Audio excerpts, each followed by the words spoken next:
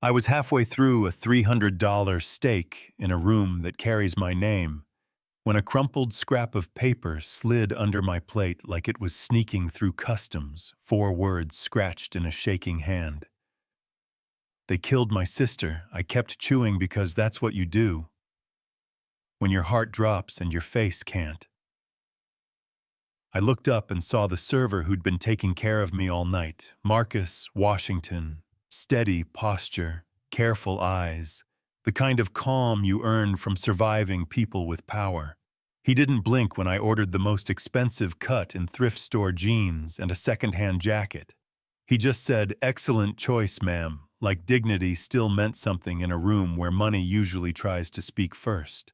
I do this sometimes, go undercover in my own restaurants. Watch who treats broke-looking guests like they matter, and who saves their smiles for shiny watches. But this wasn't about mystery shopping anymore.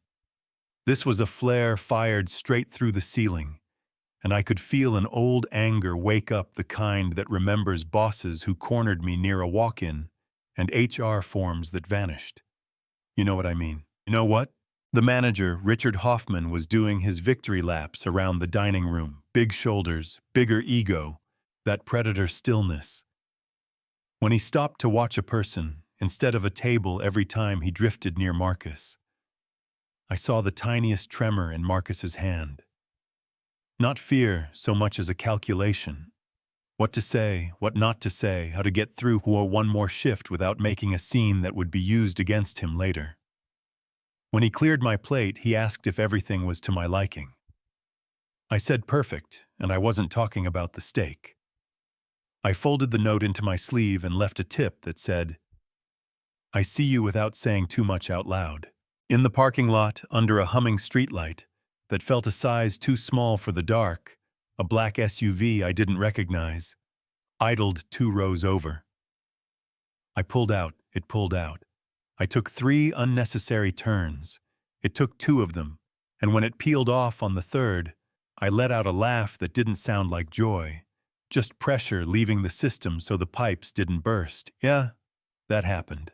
At sunrise, I was at Sterling Holdings with coffee that tasted like punishment, and my assistant Amanda blinking at me like a deer at a green light. I dropped a folder and said, "I want everything on Richard Hoffman Lifestyle Vendors, who he plays golf with on Tuesdays, and everything on Marcus Washington." Amanda's good, she didn't ask why. And while she dug, I walked back through the 19-year-old version of me that got called sweetheart by a man with keys to my schedule. The one who learned how fast the world tells you. You're confused when you point at a line someone else crossed. That memory keeps me honest, keeps me mean when I need to be. The reports landed hard. Hoffman looked clean on paper, but his life didn't match his paycheck too much. Boat club, too many ghost suppliers with pretty names.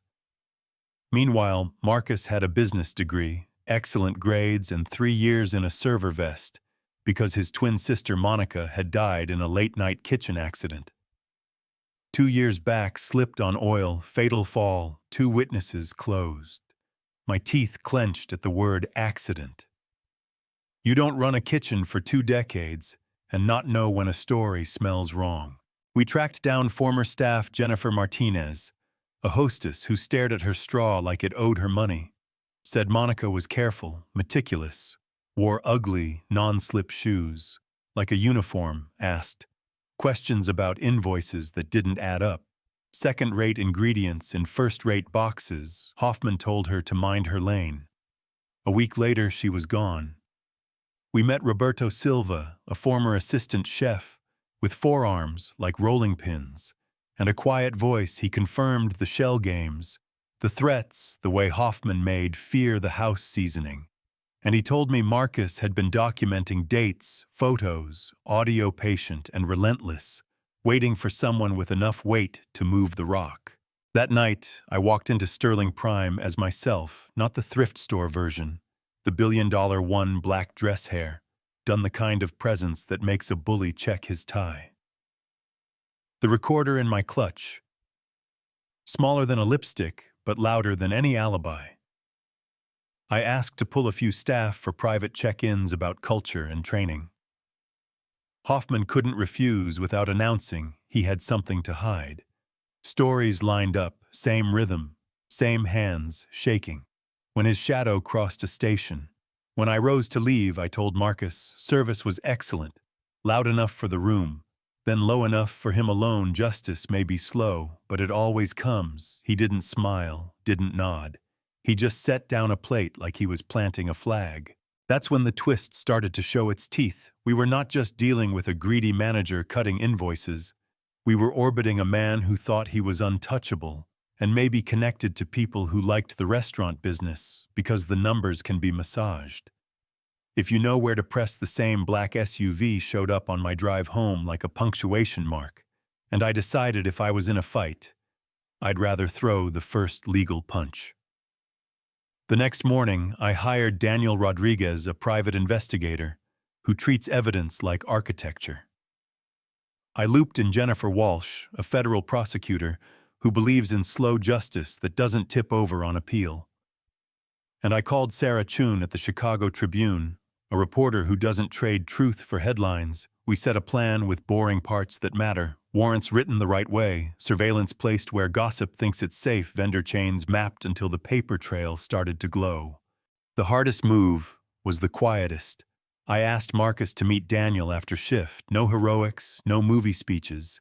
Just a transfer of trust. Marcus had 2 years of logs, screenshots of fake invoices next to photos of the off-brand beef that slid through the back door, audio from the alley, where Hoffman said, "Accidents happen to people who don't know their place." Notes from nights, Monica complained. The oil mats weren't where they should be. You could feel the care in the way he kept it all, like he was building a bridge out of paper that still had to carry a person's weight. We launched on a Thursday at 7:10 a.m. Quiet door, loud consequences. Auditors, agents, boxes on dollies. Hoffman tried to play gracious host until he saw the badges. Then the color left his face like a tide. I told the staff what we were doing. I told Hoffman. We had questions, he said. "This is outrageous," I said. "Only if you're allergic to sunlight." Jennifer read charges like a metronome. Daniel rolled out bank records. Sarah filmed the part where Hoffman denied everything before the little speaker on the evidence table played his voice back to him. Accidents happen to people who don't know their place. It's something how flat a man sounds when his power is stripped of lighting and applause. We didn't have a single dramatic video of a crime. We had something the law sometimes likes, even more: a pattern, a timing, an unlocked door. Here a rerouted safety check, there a spill that appeared exactly where it needed to be, exactly when it needed to be, paired with laundering through shell suppliers and the big twist. No one expects the files on Hoffman's personal computer, where he kept recordings as insurance in case anyone ever came for him. The very rope he stored for others looped neatly around his own neck when that audio played, when his voice said, "Make it look like an accident." I watched 3 line cooks go, still watched Marcus lift his chin like a weight he'd been carrying, finally let go. They cuffed Hoffman. He stammered about family, about misunderstandings, about how it was just business.